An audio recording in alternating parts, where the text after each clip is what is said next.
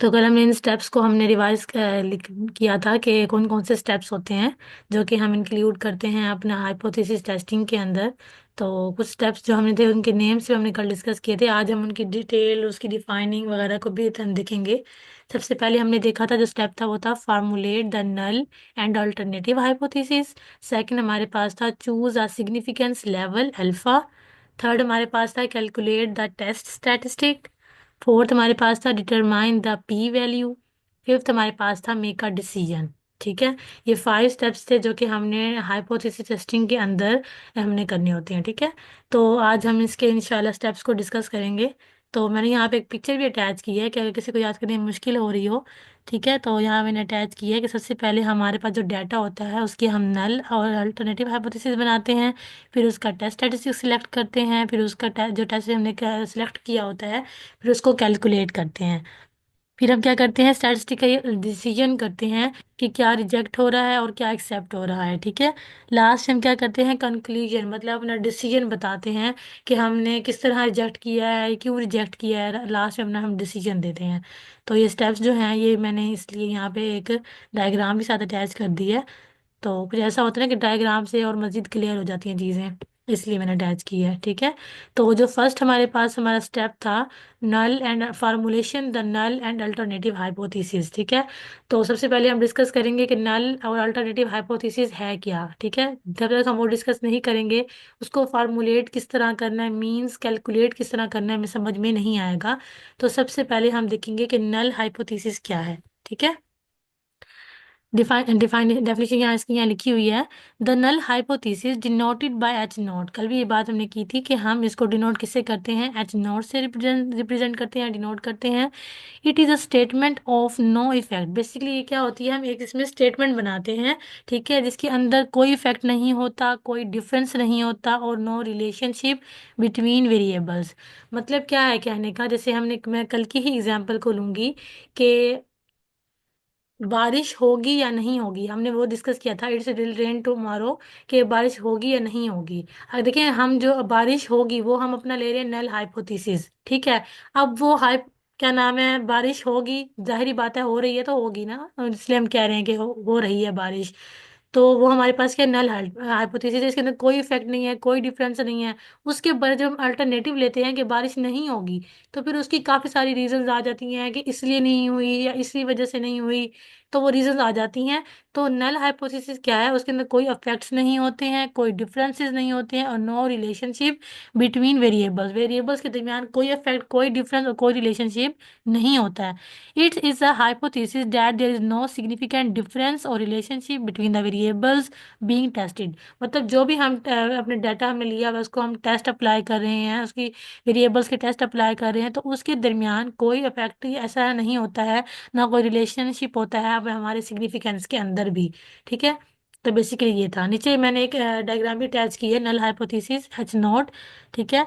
A null hypothesis is a form of hypothesis। ये एक hypothesis की फॉर्म है। ठीक है। That is deemed true until proven wrong based on experiment data। मतलब क्या है कि एच नॉट को हमेशा हम क्या करते हैं, ट्रू कंसीडर करते हैं। तब तक कंसीडर करते हैं जब तक कि हम एक्सपेरिमेंट ना कर लें या कैलकुलेशन ना कर लें अपना टेस्ट स्टैटिस्टिक। तब तक हम इसको क्या मानते हैं, ट्रू मानते हैं। ठीक है। ऐसे रिजल्ट पता लगने के बाद हम डिसाइड करते हैं कि क्या चीज़ है, वरना उससे पहले जो हम रिजल्ट्स को ट्रू ले रहे होते हैं वो हमारा नल हाइपोथेसिस ही होता है। ठीक है। अल्टरनेटिव नहीं होता है, नल हाइपोथेसिस होता है। ठीक है। उसके अलावा इसकी हम कुछ टाइप्स देख लेते हैं कि इसकी क्या क्या टाइप्स है नल हाइपोथेसिस की। फर्स्ट में हमारे पास है इक्वालिटी नल हाइपोथेसिस। ठीक है। इक्वालिटी का मतलब क्या होता है कि जिसके अंदर टू और मोर पॉपुलेशन पैरामीटर्स हम ले रहे होते हैं। जब भी हम दो या दो से ज़्यादा पैरामीटर्स हमें दिए जाएंगे, मतलब फॉर एग्जांपल हमें मैन और वुमेन दोनों की हमें हाइट का मीन एवरेज फाइंड करना है, तो उसका मीन हमें दिया हुआ है, तो हम एक को म्यू वन कंसीडर कर लेंगे और एक को म्यू टू। तो उसको हम किस तरह लिखेंगे अपना हाइपोथेसिस के अंदर, एच नॉट हमने ये बताना है कि उनकी जो हाइट है वो सेम आ रही है या नहीं आ रही। अब सेम आ रही है ठीक है, तो उसकी कोई रीजन नहीं है, कोई इफेक्ट नहीं है, कोई डिफरेंस नहीं है, कोई रिलेशनशिप नहीं है, इसलिए हम उसको एच से नॉट कंसीडर करेंगे, μ1 = μ2। लेकिन जब वो इक्वल नहीं आ रही है तो उसकी रीजंस आ जाती हैं, उसके इफेक्ट्स आ जाते हैं, उसके डिफरेंस आ जाते हैं। तो इसलिए μ1 ≠ हम किस में लेंगे, उसके अल्टरनेटिव में लेंगे, क्योंकि अल्टरनेटिव के अंदर जो है वो डिफरेंस भी आ जाते हैं, अफेक्ट्स, रिलेशनशिप, ये तमाम चीज़ें आ जाती हैं। ठीक है। सेकंड हमारे पास जो आती है इसकी टाइप, वो है इन इक्वालिटी नल हाइपोथेसिस। ठीक है, state that a population parameter is equal to greater than, मतलब इसके अंदर क्या क्या चीज़ें आ जाती हैं, इज इक्वल भी आ सकता है, ग्रेटर देन भी आ सकता है, लेस देन भी आ सकता है, किसी भी स्पेसिफिक वैल्यू के साथ। अब इसमें दो वैल्यूज की बात नहीं की गई, सिर्फ एक स्पेसिफिक वैल्यू होगी जिसके साथ आप कैसे करते हैं अपना, इक्वल भी आ सकता है, ग्रेटर भी आ सकता है, लेस भी आ सकता है। तो उसे हम क्या कहते हैं कि ये टेस्टिंग की कौन सी टाइप है, इन इक्वालिटी नल हाइपोथेसिस है। ठीक है। थर्ड हमारे पास है proportional hypothesis, state that a population proportion is equal to a specific value। इसमें हम proportion की वैल्यूज वगैरह ले रहे होते हैं, और उसके लिए भी हम सिर्फ स्पेसिफिक वैल्यू लेते हैं। हम डबल वैल्यूज कब ले रहे होते हैं, जब हमने इक्वालिटी नल हाइपोथेसिस करना होता है। मतलब क्या होता है कि उसके अंदर हम दो या दो से ज़्यादा पॉपुलेशन पैरामीटर्स ले रहे होते हैं जो कि इक्वल आ रहे होते हैं। ठीक है। अब इसके साथ नीचे मैंने एग्जाम्पल भी लिखी थी कि इक्वालिटी नल हाइपोथेसिस की जैसे एग्जाम्पल मैंने यहाँ पर आपको दी है कि अगर मैं वुमेन एंड मैन की हाइट का मैं एवरेज फाइंड कर रही हूँ, तो मेरे पास आ रहा है μ1 = μ2। तो नीचे एग्जाम्पल में वही लिखा हुआ है कि इसको मैच नोट से रिप्रेजेंट करते हैं, फिर आगे इस तरह का साइन डालते हैं, फिर लिखते हैं μ1 = μ2। मतलब इसके अंदर कोई डिफरेंस नहीं है, ठीक है, बिटवीन के अंदर और टू ग्रुप्स के अंदर। ये दो ग्रुप्स है ना, मेरे से मैंने आपको एग्जाम्पल दिया है कि जहाँ पे मैं मैन और वुमेन की हाइट का ले रही थी, तो वो इक्वल आ रही हैं, तो इनके दरमियान कोई डिफरेंस भी नहीं है। ठीक है, इसलिए यहाँ पे ये क्या है, हम इसको नल हाइपोथेसिस के अंदर ले रहे हैं। सेकंड इनइक्वालिटी नल हाइपोथेसिस क्या है, जैसे यहाँ पे एक स्पेसिफिक वैल्यू ले ली गई है 10। ठीक है, अगर हम एवरेज फाइंड कर रहे हैं मेंस की हाइट की, तो मैं क्या कह सकती हूँ कि उनकी जो हाइट है वो ग्रेटर देन इक्वल टू 10 आ रहा है। वही बात आ गई है कि इनइक्वालिटी के अंदर हमारे पास greater than, equal to, less than equal to, equal to, कुछ भी आ सकता है। ठीक है, एक स्पेसिफिक वैल्यू के साथ आएगा। ठीक है। उसके अलावा प्रोपोर्शनल हाइपोथेसिस, यहाँ पे देखें प्रोपोर्शन की वैल्यू ले ली गई है, प्रोबेबिलिटी ले ली गई है जो कि है 0.5। ठीक है, तो ये हमारे पास क्या है, पॉपुलेशन, प्रोपोर्शन पॉपुलेशन आ रहा है जिसके अंदर हम एक स्पेसिफिक वैल्यू ले रहे होते हैं और वो हमारे प्रोपोर्शन के इक्वल आ रही होती है, या उससे सॉरी लेस देन भी आ सकती है, ग्रेटर देन भी आ सकती है, इक्वल टू भी आ सकती है। ठीक है। तो ये साथ साथ इसकी मैंने टाइप्स एग्जांपल भी बता दी थी ताकि कंपैरिजन करने में आसानी हो जाएगी। ठीक है। अब हम मूव करते हैं अल्टरनेटिव हाइपोथेसिस के ऊपर। पहले मैं बता चुकी हूँ जब मैं बता रही थी, तो साथ साथ मैं इसको भी क्लियर करती जा रही थी, लेकिन इसकी डिफाइन देख लेते हैं। The null hypothesis denoted by, ठीक है, H1। सॉरी, ये मैंने आई थिंक दोबारा नल हाइपोथेसिस की मैंने डाल दी है।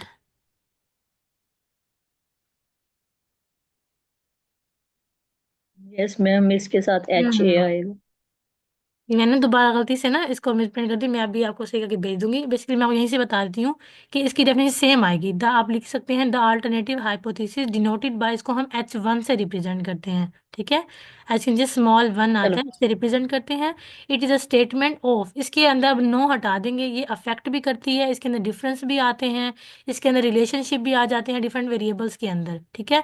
It is a hypothesis that there is significant, अब यहाँ पे नल हाइपोथेसिस के अंदर आ रहा था ना कि नो सिग्निफिकेंट डिफरेंस, इसके अंदर सिग्निफिकेंट डिफरेंसेस भी आते हैं, और relationship between the variable being tested, और इसके अंदर हमारे जो टेस्टेड हम कर रहे होते हैं वेरिएबल्स अपने, उनके दरमियान रिलेशनशिप भी आ जाता है। ठीक है। तो ये थोड़ा सा इसके अंदर मिसप्रिंट हो गया, मैं इसको जब आपको भेजूंगी आई थिंक ग्रुप में, तो मैं इसको सेट करके भेज दूंगी, लेकिन एक दूसरे मिलता ही जुलता है। ठीक है ना, आप इसको एक ही डिफाइन जब याद कर लेंगे तो आपके दूसरी आसान है, बहुत ही आसान है कि क्या कह सकते हैं, इसको रिप्रेजेंट किससे करना है। ठीक है। उसके अंदर क्या था, उसके अंदर अफेक्ट और क्या नाम है, डिफरेंस और रिलेशनशिप नहीं आ रहे थे, लेकिन अल्टरनेटिव के अंदर आ सकते हैं। इसीलिए जो मैंने एग्जांपल पहले आपको दी थी रेन वाली, कि अब बारिश नहीं होगी, बारिश नहीं हो रही है, तो उसकी रीजंस आ जाती हैं कि बादल चले गए थे, फिर इस तरह कोई कंडीशन आ गई थी, धूप निकल आई थी, तो वो काफ़ी सारी रीज़न आ जाती हैं, उससे काफ़ी सारे रिलेशनशिप आ जाते हैं या अफेक्ट्स आ जाते हैं। तो उसको हम किस में लेते हैं, अल्टरनेटिव के अंदर आ लेते हैं। बारिश हो रही है तो जाहिर बात है वो हो रही है, उसके अंदर कोई और चीज़ बात तो नहीं है ना, कोई इफेक्ट नहीं आ रहा, या कोई हम दूसरी बात ऐड नहीं कर सकते हैं, तो वो हमारे पास नल हाइपोथेसिस है। और जो हम यहाँ पर नहीं आ रही है तो उसको हम ऑल्टरनेटिव लेंगे, क्योंकि उसके अंदर अफेयर्स, डिफरेंस, रिलेशनशिप वगैरह आ जाते हैं। ठीक है।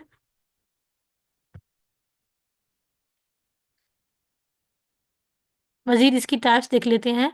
Types of alternative hypothesis. ठीक है, डायरेक्ट इसकी सबसे पहले टाइप कौन सी है, वो है directional alternative hypothesis. State that the affect of difference in a specific direction. ठीक है, इसके अंदर भी हम दो पैरामीटर्स ले रहे हैं, लेकिन उनके अंदर कोई भी स्पेसिफिक डायरेक्शन हो सकती है। मतलब स्पेसिफिक का मतलब ये है कि आप खुद से ही अंदाज़ा लगा सकते हैं, अपना जो आपके पास आपका रिजल्ट डाटा पड़ा है, आप उसको लेकर कोई भी स्पेसिफिक उसकी डायरेक्शन बना सकते हैं या उनका डिफरेंस ले सकते हैं। ठीक है।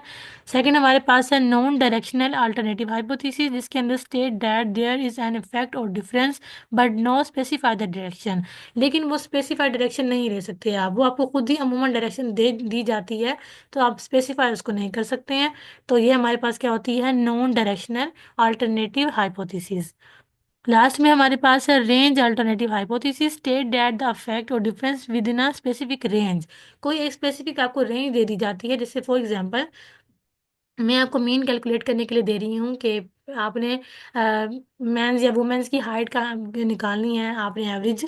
तो मैं आपको एक स्पेसिफिक रेंज दे रही हूँ कि अगर ये रेंज इतनी आ जाए, ठीक है, तो आपने हाइपोथेसिस बनाने हैं या उसके ऊपर आपने टेस्टिंग अप्लाई करनी है।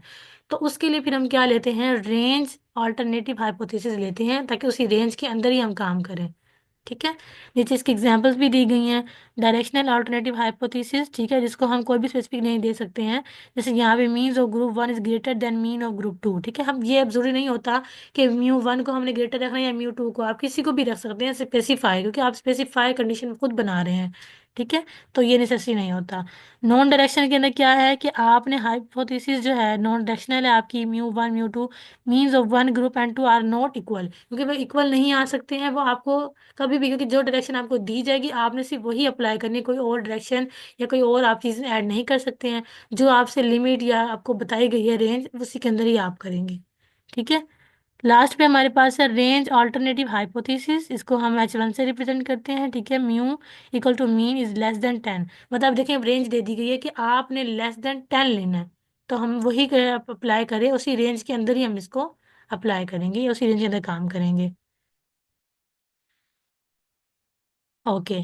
अब हमने हमारा फर्स्ट स्टेप जो था, हमने कल स्टेप्स पढ़े थे, उसके अंदर हमारा फर्स्ट स्टेप था formulating the null and alternative hypothesis, ऐसे ही था। तो सबसे पहले हमने ये पढ़ लिया कि नल हाइपोथेसिस क्या है, अल्टरनेटिव हाइपोथेसिस क्या है। अब उसकी फार्मूलेशन पे आते हैं या उसकी कैलकुलेशन पे आते हैं कि किस तरह अब हमने कैलकुलेट करना है। ठीक है। It is a crucial step in hypothesis testing. Here is step-by-step guide to help you formulate the null and alternative hypothesis. अब हम स्टेप बाय स्टेप इसको देखेंगे कि किस तरह हमने इसको फॉर्मुलेट करना है। स्टेप वन इसमें है हमारे पास है आइडेंटिफाई द रिसर्च क्वेश्चन। ठीक है, आपने अपना जो क्वेश्चन आपको दिया गया, ये रिसर्च क्वेश्चन भी उसको कहते हैं। ठीक है, तो वो हम बेसिकली क्या करना है, हमने उसको आइडेंटिफाई करना है। Clearly define the research question और problem you want to investigate. उस चीज़ को आपने क्लियरली डिफाइन करना है, इन्वेस्टिगेट करना है कि क्या चीज़ आपसे पूछी जा रही है। ठीक है। स्टेप टू पे क्या हम आ जाते हैं, determine the parameter of interest. ठीक है, आपने पैरामीटर ऑफ इंटरेस्ट को क्या करना है, डिटरमाइन करना है। आइडेंटिफाई द पॉपुलेशन पैरामीटर, अपने पॉपुलेशन पैरामीटर को देखना है कि वो मीन लिया गया है या आपको प्रोपोर्शन कहा गया है या दूसरे आपको इनइक्वालिटी पैरामीटर्स कह दिए गए हैं। तो कौन सा पैरामीटर आपने चूज करना है, वो आप कहाँ से देखेंगे, अपने पॉपुलेशन के जो आपको डाटा दिया गया उससे आपने क्या करना है, आइडेंटिफाई करना है। यू वांट टू इन्वेस्टिगेट, जिसके जरिए आप क्या करेंगे, उसको इन्वेस्टिगेट करेंगे। This could be a mean, अब वो मीन भी हो सकता है, वो प्रोपोर्शन भी हो सकता है, और डिफरेंस बिटवीन मीन्स, और मीन्स के दरमियान डिफरेंस भी हम फाइंड कर सकते हैं हाइपोथेसिस टेस्टिंग के अंदर। ठीक है, आपने फर्स्ट स्टेप माइंड में रखना है, आपने अपना क्वेश्चन आइडेंटिफाई करना है इसी तरीके से कि आपसे चीज़ें पूछी क्या गई हैं। सेकंड स्टेप क्या है कि आपने अपने पैरामीटर को अच्छी तरीके से रिकॉग्नाइज करना है कि कौन सा पैरामीटर यूज़ करना है। वो पैरामीटर कोई भी हो सकता है, mean, proportion, difference about mean. ठीक है। उसके बाद आते हैं स्टेप थ्री पर। स्टेप थ्री हमारे पास है डिसाइड ऑन। अब हमने अपना डाटा भी ले लिया, पैरामीटर भी डिसाइड कर लिया। अब स्टेप थ्री की तरफ मूव करते हैं। Decide on the direction of the test, determine whether you want to test for. ठीक है। अब आपने क्या करना है, अपना टेस्ट डिसाइड करना है कि ऐसा कौन सा टेस्ट मैंने अप्लाई करना है। डिसाइड ऑन द डायरेक्शन, उसकी डायरेक्शन को आपने डिसाइड करना है कि कौन सा टेस्ट मैं अगर लेंगी तो उसकी डायरेक्शन किस तरफ जाएगी। ठीक है, जैसे कि यहाँ पे आ सकता है, अगर नो इफेक्ट और नो डिफरेंस हम ले रहे हैं, मतलब नल हाइपोथेसिस की बात कर रहे हैं, तो उसके अंदर हम क्या लिखते हैं, उसके अंदर टू टेल टेस्ट अप्लाई हो सकता है। ठीक है, एन इंक्रीज और अ पॉजिटिव इफेक्ट क्या होगा, उसके अंदर हम वन टेल भी ले सकते हैं। वन टेल के अंदर हमारे पास राइट टेल भी आ जाती है और लेफ्ट टेल भी इंक्लूड हो जाती है। अगर हमने अपना जो एस्टिमेशन है या फिर हमारा पॉपुलेशन पैरामीटर्स हैं वो मीन प्रोपोर्शन की बात की जा रही है, अगर वो डिक्रीज या नेगेटिव इफेक्ट की तरफ जा रहे हैं तो उसके लिए हम वन टेल अपना टेस्ट अप्लाई करते हैं, और वो कौन सा होता है, लेफ्ट। जब जाहिर बात है डिक्रीज हो रहा है तो वैल्यूज जो हैं वो सारी नेगेटिव की तरफ जा रही हैं, तो वो हम उसके लिए लेफ्ट टेल लेंगे। जब वैल्यूज हमारी इंक्रीज हो रही हैं और पॉजिटिव इफेक्ट की तरफ जा रही हैं तो जाहिर बात है उसके लिए हम राइट टेल चूज करेंगे, राइट वन टेल लेंगे। ठीक है। स्टेप 4 हमारे पास क्या है, फिर हमने क्या करना है, फार्मूलेट द नल हाइपोथेसिस। हमने नल हाइपोथेसिस को फार्मूलेट करना है, इसको कैलकुलेट भी कह सकते हैं आप। The null hypothesis is a statement of, ठीक है, उसके अब स्टेटमेंट किस तरह बनाते हैं, ठीक है, इस तरह बनाते हैं कि हमारे पास इक्वालिटी में क्या आ जाएगा, μ1 इज इक्वल्स टू μ2। इसके अंदर कोई इफेक्ट और डिफरेंस नहीं आएगा, इक्वालिटी आएगा μ1 इज इक्वल्स टू μ2। और अगर हम स्पेसिफिक वैल्यू की बात करेंगे इसके अंदर, तो हम सिर्फ एक ही वैल्यू लेंगे जो कि किसके इक्वल आएगी, इक्वालिटी की हम बात कर रहे हैं, तो म्यू इज इक्वल्स टू 10 आ जाएगा। ठीक है, तो इस तरह हम जो अपना क्या बना लेंगे, नल हाइपोथेसिस। ठीक है, ये पहले भी हम जब उसकी डिफाइन कर रहे थे तो मैं आपको बता चुकी हूँ क्लियरली ना, इसको बाकी मजीद बताने की जरूरत नहीं है। स्टेप 5 की तरफ मूव करते हैं, फार्मूलेट द अल्टरनेटिव हाइपोथेसिस। अब आपने क्या करना है, अल्टरनेटिव हाइपोथेसिस अपना H1 आपने बना लेना है। The alternative hypothesis is a statement of, ठीक है। अब ये इनइक्वालिटी भी हो सकती है, ठीक है, इसके अंदर रेंज भी आ सकती है और इसके अंदर हमारा जो अफेक्ट और डिफरेंस भी आ सकता है। इनइक्वालिटी की बात की जा रही है तो μ1 और म्यू इज इक्वल टू जो हमारा क्या आएगा, बट डज नॉट इक्वल आएगा। उसके अंदर जाहिर बात है डिफरेंस आ रहा है, अफेक्ट आ रहा है, इसलिए वो डज नॉट इक्वल आ जाएगा। और अगर रेंज की बात कर ली जाएगी तो सिर्फ उसी रेंज के अंदर हम काम करेंगे। अगर रेंज हमारी ग्रेटर देन 10 है या लेस देन 10 है तो अमूमन हम उसी को रखकर अपना एस्टिमेशन या टेस्टिंग अप्लाई कर लेंगे, अल्टरनेटिव हाइपोथेसिस। ठीक है। हमें ये आपको एक पॉइंट्स बता दिए गए हैं कि रिमेंबर टू, कि किन किन बातों को आपने अपने माइंड में रखते हुए काम करना है। दोबारा से एक दफ़ा हम देख लेते हैं। Clearly define the research question, वही बात है लेकिन सिर्फ उसको हम रिवाइज कर रहे हैं। ठीक है, अभी एक समरी एक समझने कि आपको जो स्टेप 5 करवाए गए हैं, अब फिंगर प्रिंट्स पे आप किस तरह याद करेंगे कि फिंगर पॉइंट पे कि फर्स्ट पॉइंट ये था, सेकंड ये है, थर्ड ये है, तो उस तरह याद करने के लिए पॉइंट्स लिखे गए हैं। फर्स्ट में क्या था कि आपने अपना क्लियरली डिफाइन कर लेना अपने क्वेश्चन को, ठीक है, और उसके पैरामीटर ऑफ इंटरेस्ट आपने क्या कर लेना है, देख लेना है। सेकंड हमारे पास क्या है कि आपने डिटरमाइन द डायरेक्शन, आपने टेस्ट की डायरेक्शन देख लेनी है। तो आपको डायरेक्शन का किस तरह पता लग जाएगा कि जब हमारे पास इक्वालिटी आ रहा है, मतलब इज इक्वल आ रहा है, इज इक्वल आ रहा है तो वो हमारे पास क्या है, टू टेल टेस्ट है। ठीक है, वो जो वैल्यूज हैं हमारी, वो हो सकता है कि नेगेटिव की तरफ भी लाई कर जाएं या पॉजिटिव की तरफ भी कर जाएं, इसलिए वो हमारे पास टू टेल टेस्ट होगा। ठीक है, तो डायरेक्शन इस तरह देखते हैं।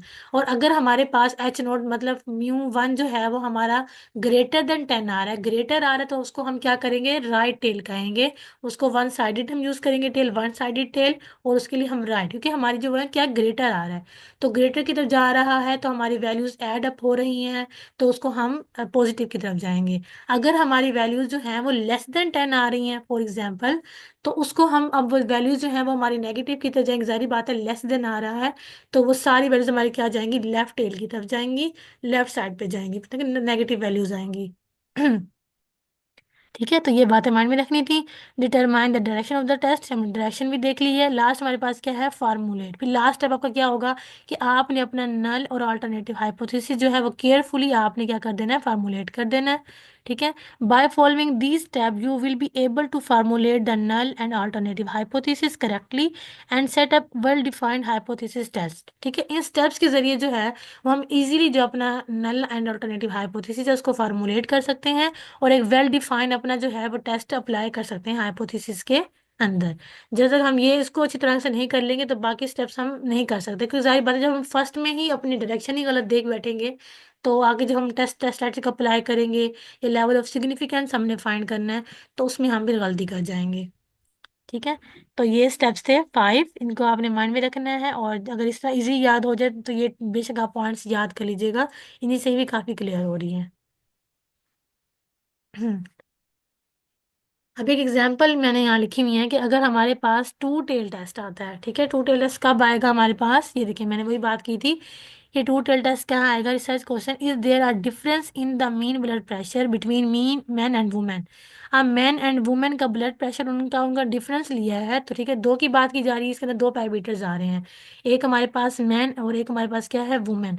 तो इसके लिए हम दो पैरामीटर्स लेंगे, वो कौन से पैरामीटर्स लेंगे, mean, mu 1 is equals to mu 2, ठीक है।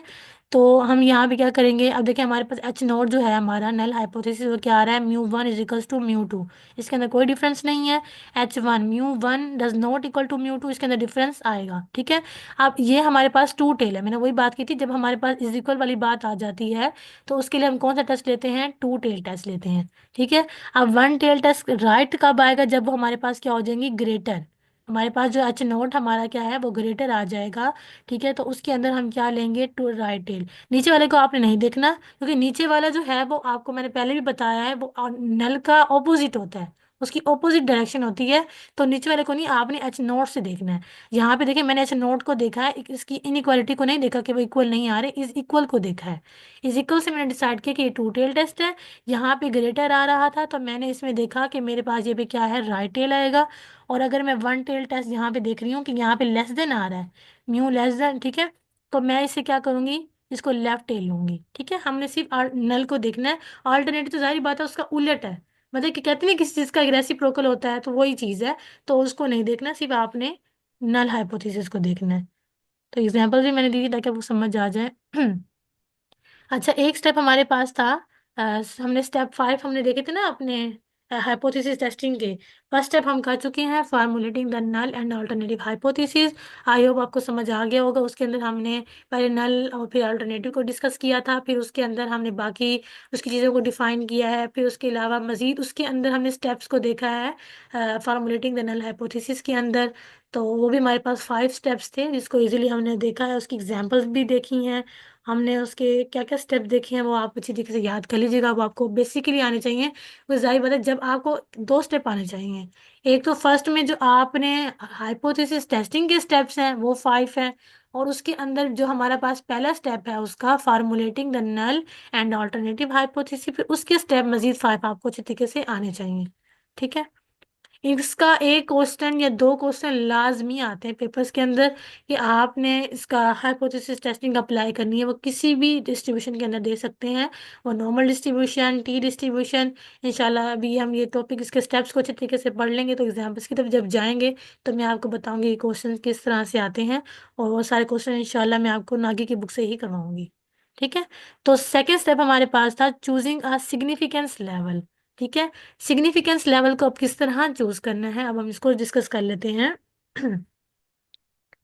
अगर ज्यादा हो जाएगा तो मुझे आप बता दे करें कि काम ज्यादा हो गया है, ताकि उतना मैं आपको पढ़ा सकूं जितना आप इजीली उसको उसी टाइम स्टडी कर लें, उसको अच्छी तरह से याद कर लें, प्रिपेयर कर लें, ठीक है। ज्यादा हो जाएगा तो फिर मुझे आप बता दिया करें, क्योंकि मैं तो ये कोशिश करनी है ना कि जल्दी से सिलेबस कवर करवा लिया जाए, ताकि फिर हम जरा क्विज बेस की तरफ आए।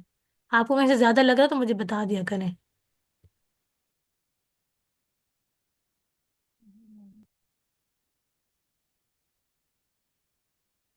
मैम आज का थोड़ा मुश्किल है, वैसे तो सही था लेकिन आज का मुश्किल है, बस एक दो बार रिकॉर्डिंग सुनेंगे पढ़ेंगे तो इंशाल्लाह हो जाएगा। आप पढ़ाएं।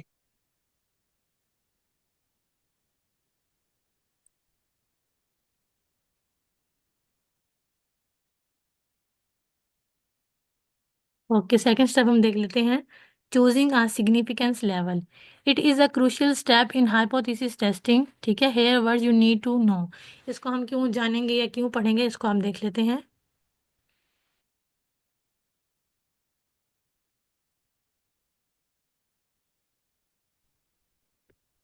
अगर हम इसकी डिफाइन की तरफ मूव करें, the significance level also known as alpha, ठीक है, इसको हम बेसिकली सिग्निफिकेंस लेवल को अल्फ़ा के नाम से भी जानते हैं, ठीक है। जहाँ भी अल्फ़ा की बात की जाएगी बायोस्टैट्स के अंदर, तो हम जाहिर बात है हम इस चीज़ को समझ जाएंगे कि यहाँ पर सिग्निफिकेंस लेवल की बात की जा रही है, ठीक है। It is the maximum probability of rejecting the null hypothesis. इसके अंदर बेसिकली जो बात की जा रही होती है वो नल हाइपोथेसिस के रिजेक्ट होने की बात की जा रही होती है, when it is actually true. बल्कि जब वो ठीक भी हो बेशक, तब तब भी हम उसके रिजेक्टिंग की बात कर रहे होते हैं। It is the threshold for determining whether the results of a hypothesis that are statistically significant। ठीक है, वो कह रहे हैं कि अगर हम इसकी वैल्यूज़ को डिटरमाइन करें, इसके रिजल्ट्स की तरफ जाएं हाइपोथेसिस टेस्टिंग के अंदर, तो बेसिक वो हमारे पास क्या होते हैं, स्टैटिस्टिकली सिग्निफिकेंट आ रहे होते हैं। ठीक है, अब वो रिजेक्ट कब होगा? ठीक है, हमारे पास रिजेक्ट वो होता है तो जो जब हमारे पास हमारा नल हाइपोथेसिस रिजेक्ट होता है तो हमारे पास बेसिकली कौन सा रिजल्ट दे रहा होता है, सिग्निफिकेंट रिजल्ट दे रहा होता है। और जब वो हमारे पास सॉरी सॉरी रिजेक्ट नहीं हो रहा होता, तो फिर वो हमारे पास क्या होता है, नॉन सिग्निफिकेंट। अगर वो हमारे पास रिजेक्ट हो रहा है अपना नल हाइपोथेसिस, तो हमारे पास सिग्निफिकेंट होता है। और इसके लिए अमूमन जो है हम इसका रिजेक्ट कर रहे होते हैं नल हाइपोथेसिस को, जबकि वो ट्रू हो। यहाँ भी हमने डिफाइन में भी देखा है ना कि it is the maximum probability, मतलब प्रोबेबिलिटी चेक होती है ना गालिबन, जब हम किसी चीज़ का अंदाज़ा लगा रहे होते हैं कि इसकी मैक्सिमम प्रोबेबिलिटी क्या होती है कि हम इसको नल हाइपोथेसिस को रिजेक्ट कर रहे होते हैं, जबकि वो एक्चुअली हमारे पास पैरामीटर क्या होता है, ट्रू होता है। ठीक है, तो अगर वो रिजेक्ट हो जाएगा तो हमारे पास सिग्निफिकेंट है, अगर वो रिजेक्ट नहीं होगा तो वो हमारे पास क्या है, नॉन सिग्निफिकेंट है। नेक्स्ट हमारे पास आता है how to choose a significance level. अब सिग्निफिकेंस लेवल को हम चूज किस तरह करते हैं? ठीक है, सबसे पहले इसकी अगर हम कॉमन वैल्यूज की तरफ जाएं, तो कॉमन वैल्यूज इसकी हमारे पास होती हैं अल्फा 5%, 10%, और हम इसका 100% ले रहे होते हैं, जो कि हम अल्फा 0.05 यूज कर रहे होते हैं, 0.01, 1%, और ले रहे होते हैं इसका, या 0.001 ले रहे होते हैं। तो ये इसकी कॉमन है कि हम ज़्यादातर बेसिकली बायोस्टैट्स के अंदर हम अल्फा 5% ले रहे होते हैं। जब हमें क्वेश्चन में बेसिकली कह दिया जाए ना कि आपने ये फाइंड करना है, तो उसके फिर हम उसकी मर्जी के मुताबिक करते हैं। ठीक है, लेकिन अगर नहीं दिया जाएगा तो हम हमेशा अमूमन इसका अल्फा 5% ले रहे होते हैं क्वेश्चन के अंदर। ठीक है, सेकेंड स्टेप हमारे पास होता है लेवल ऑफ सिग्निफिकेंस, वो हम कितना ले रहे होते हैं, 5%, या उसको हम 10% ले रहे होते हैं, या 1%। वो क्वेश्चन की रिकमेंडेशन पे भी होता है। अगर तो वहाँ कह दिया जाए कि आपने ये लेना है, तो फिर डेफिनेटली हमें वही लेना पड़ता है। अगर हमें ना कहा जाए तो हम 5% ही लेते हैं कॉमन वैल्यूज। ठीक है, सेकंड हमारे पास है कंसीडर द रिसर्च क्वेश्चन। अपने रिसर्च क्वेश्चंस को आप माइंड में रखते हैं। कॉमन वैल्यू से मुराद यही था कि आप खुद से कोई वैल्यूज जो हैं वो डिटरमाइन कर लेते हैं, जैसे कि 5%, 1% एंड 10%। ठीक है, और हम दूसरी हमारे पास क्या है रिकमेंडेशन, कि हम रिसर्च क्वेश्चन को कंसीडर करते हैं कि रिसर्च क्वेश्चन में क्या कहा गया है, हम वही ले लें तो ज़्यादा बेहतर है। ठीक है, थर्ड हमारे पास है कंसीडर द सैम्पल साइज। अगर हम खुद से भी नहीं ले पा रहे हैं, क्वेश्चन में भी नहीं कहा गया है, तो अपने सैंपल साइज को माइंड में रखते हुए हम कोई भी सिग्निफिकेंस लेवल ले लेते हैं। Large sample size many require of a smaller significance level. जब हमारे पास डाटा जो है, हमारा सैंपल है, अगर वो लार्ज हो, तो उसके लिए हम क्या लेते हैं, हमेशा हमें चाहिए कि हम उसके छोटा लें। ठीक है, छोटे में से मुराद ये है कि अल्फा हम 1% ले लें। ठीक है, जरूरी ये होता है जब डाटा हमारे पास क्या होता है, लार्ज होता है, हमारे पास सैंपल हमारा लार्ज होता है। ठीक है, फोर्थ हमारे पास है consider the cost of type 1 error. ठीक है, टाइप 1 एरर की आप कोस्ट को कंसीडर कर लें, मतलब आप देख लें कि आपके डाटा के अंदर कितने परसेंट एरर आ रहा है, तो उसकी कोस्ट के अकॉर्डिंग आप कोई भी सिग्निफिकेंस लेवल कंसीडर कर सकते हैं। ठीक है, अगर उसकी टाइप 1 एरर की कोस्ट जो है हाई जा रही है, तो फिर भी आपको क्या करना चाहिए कि सिग्निफिकेंस लेवल आपको स्मॉलर लेना चाहिए, ज़्यादा बड़ा नहीं लेना चाहिए। मतलब जैसे हम 5% की बात कर रहे हैं, तो इन चीज़ों को आपने माइंड में रखना है। ये सेकंड स्टेप था कंसीडर द रिसर्च क्वेश्चन। अगर आपके रिसर्च क्वेश्चन में आपको दिया गया है कि आपने ये लेना है, तो फिर तो डेफिनेटली, लेकिन अगर नहीं दिया जाता, फिर आपने इन स्टेप्स को फॉलो करना है कि सैम्पल साइज को कंसीडर करना है, उसकी कॉस्ट ऑफ टाइप 1 एरर को कंसीडर करना है, उसके मुताबिक फिर आपने कोई सी भी कॉमन वैल्यू ले लेनी है सिग्निफिकेंस लेवल की।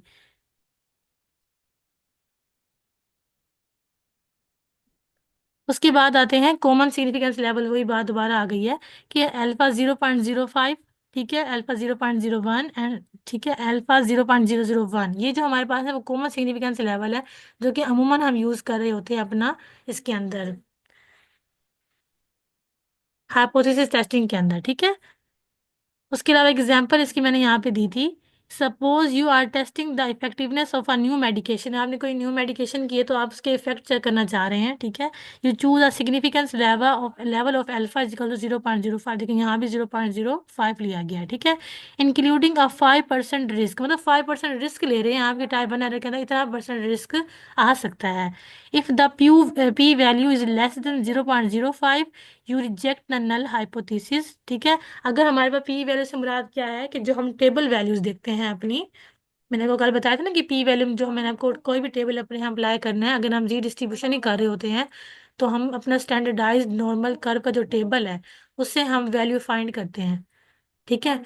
तो वैल्यू फाइंड करते हैं ना, तो उससे पी वैल्यू हमने देख ली है, अगर वो हमारी इससे कम आ रही है, 5% जो हम लेवल ऑफ सिग्निफिकेंस ले रहे हैं, अगर उससे कम आ रही है तो हम अपने नल हाइपोथेसिस को रिजेक्ट कर देते हैं। और जाहिर बात है, जब हमने डायग्राम के थ्रू देखा था कि अगर वो रिजेक्ट हो रहा हो तो वो हमारे पास क्या होता है, आंसर सिग्निफिकेंट होता है। ठीक है।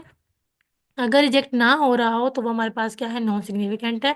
हमने पहले ही देख लिया कि इसमें नल हाइपोथेसिस की रिजेक्शन की बात की जा रही होती है। अगर वो रिजेक्ट हो रहा है तो वो हमारे पास सिग्निफिकेंट है, अगर रिजेक्ट नहीं हो रहा तो हमारे पास क्या है, इनसिग्निफिकेंट है या नॉन सिग्निफिकेंट है। क्लियर। यहाँ तक आज का लेक्चर था। बाकी जो इसके स्टेप्स रह गए हैं, इसके बाकी 3 स्टेप रह गए हैं हमारे पास। Calculate the test statistic, determine the P value. हमने पी वैल्यू किस तरह फाइंड करनी है, टेबल मैंने आपको देखना बताया हुआ है, लेकिन मजीद बता दूंगी। उसके अलावा कौन सा टेस्ट स्टैटिस्टिक कहाँ अप्लाई करना है, ये कल हम डिस्कस करेंगे। और फिर इसका डिसीजन किस तरह बनाते हैं। डिसीजन के लिए आप सिर्फ यही याद कर लें, reject the null hypothesis if the P value is less than alpha. जब भी आपकी पी वैल्यू जो है वो आपके लेवल ऑफ सिग्निफिकेंस से क्या आ जाएगी, लेस हो जाएगी, तो अदरवाइज तो आप उसको क्या करेंगे, अपना रिजेक्ट कर देंगे एच नॉट को। ठीक है। तो वो हमारे पास सिग्निफिकेंट आ जाएगा। एक ही याद कर लेनी, वो मैं आपको जब एक्सरसाइज करेंगे ना एग्जाम्पल्स वगैरह, तो उसमें भी मैं आपको बताऊंगी कि एक ही याद कर लेंगे आप, उसके अकॉर्डिंग आपने अपने रिजल्ट्स को डिसीजन बना के एक ही दफ़ा याद की होगी, बस उसके अंदर आप अपनी वैल्यूज को अटैच कर देंगे। ठीक है। तो ये बाकी इंशाल्लाह 30 सब जो हमारे रह गए उसको हम कल डिस्कस करेंगे। और किसी का कोई क्वेश्चन है आज के लेक्चर के अकॉर्डिंग तो मुझसे अभी पूछ ले। कोई है क्वेश्चन, या कल के लेक्चर के हवाले से कोई क्वेश्चन हो तो।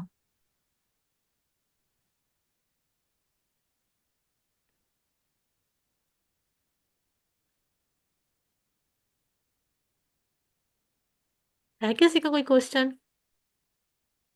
नहीं मैम जी। और साइमा, कल जो आप मुझसे पूछ रही थी, मैंने करवाने की कोशिश तो की थी, लेकिन वो आई थिंक टाइम अप हो गया था। आपको समझ आ गई थी कल वाली जो हमने की थी लेक्चर की। जी मैम। समझ मैम आ आज गया। वाला तो मुश्किल है थोड़ा। ये फाइनल टर्म का। जी मैम। असल में ना अभी ये आप, आज वाला लेक्चर। असल में बात पता ये है कि आपको मुश्किल इसलिए लग रहा है क्योंकि अभी आपने इसको स्टडी नहीं किया। ठीक है। जब अब आपने, वो भी मुश्किल था आपके लिए, उसको आपने किया है, जी उसको याद किया, इसलिए वो इजी लग रहा है आपको। ठीक है। अभी आप ये करेंगे तो अब देखें, ये बात अभी सिर्फ आप ना थ्योरी बेस पे कर रहे हैं ना। अभी मैं बातें बता रही हूँ कुछ जी ऐसी कि आपको समझ नहीं आ रही हैं। जब हम एग्जाम्पल्स की तरफ जी मूव करेंगे ना, फिर आप थोड़ा सा खुद ही कंपैरिजन कर रहे होंगे कि ये बात हमने कहीं सुनी है या जी पढ़ी है, तो इस तरह की गई है। तो फिर जब आपको एग्जाम्पल भी करवा दूंगी, आपकी ये थ्योरी भी हो जाएगी, फिर मैं आपको टाइम दूंगी बीच में, आई थिंक हमारा ये ईद का गैप आ जाएगा, तो फिर आप उसमें देख लीजिएगा, जी आपको समझ आ रहा होगा कि बाकी चीज़ें आप इसमें रिलेट कर रही हैं, फिर आपको समझ में आएगा। ठीक है। तो अभी आप इतना इसको जी परेशान लेके नहीं होना कि बहुत ही मुश्किल है या हम नहीं कर सकते, आप कर सकते हैं। आपने पहले इससे मुश्किल काम किया, जी मैम। नहीं मैम, कल वाला तो इजी था। जो कल वाला आपका लेक्चर था ना, वो तो मैंने सारा रिवाइज किया था, रिकॉर्डिंग भी काफी बार सुनी है। वो तो इजी है। ये भी इंशाल्लाह सुबह सुनूंगी उठ के, तो फिर इजी लगेगा। हाँ जी। करने से ही लगता है, ऐसे तो मुश्किल लग रहा है, जारी बात है, फर्स्ट टाइम देखेंगे तो हर चीज मुश्किल ही लगती है। जब उसको इम्प्लीमेंट करते हैं या मैम फिर, आपने वो देखे हैं? हमने किए हैं नहीं मैं अब देखूंगी। मैम मेरे पास ताहिरा असल ने। में मेरा आज काफी दिन जो था ना वो हेक्टिक था, तो मैंने देखा नहीं, काफी बिजी थी मैं। तो ये अब बैठ के ना मैं देखूंगी जी कि मैम ने क्या भेजा है। आई थिंक प्रीवियस पेपर्स भेजे हैं मैम ने, जो कि हो चुके हैं। जी मैम वो, जी और मैम एमसीक्यूज वगैरह का देखे हुए हैं। जी, वो अच्छा। मैम जी वो आईयूबी के नहीं है, कहीं और के हैं, कैमियो वालों के हैं वो। ऐसा ही लग रहा है। तो मैं अभी देखूंगी ना हाँ जी, इंशाल्लाह। क्योंकि पिछली दफा भी मैम वो मैडम ने पेपर के 1-2 दिन पहले सेंड किए थे, हमने इतना याद किया, उसके अंदर से एक क्वेश्चन भी नहीं आया। अच्छा। अब ये नहीं पता आता है कि नहीं आता। लेकिन मैम जी वैसे हमें सिर्फ नागी से तैयारी करनी चाहिए। हाँ जी। नागिन से 100% क्लियर रहता। और मैं आज जो ये बना रही थी नोट्स वगैरह, तो इससे मैंने काफी नागी की हेल्प ली है कि उसमें जिस तरह स्टेप्स वगैरह नहीं बताए हुए थे, इसके लिए मैंने कोई स्टेप्स अलग करके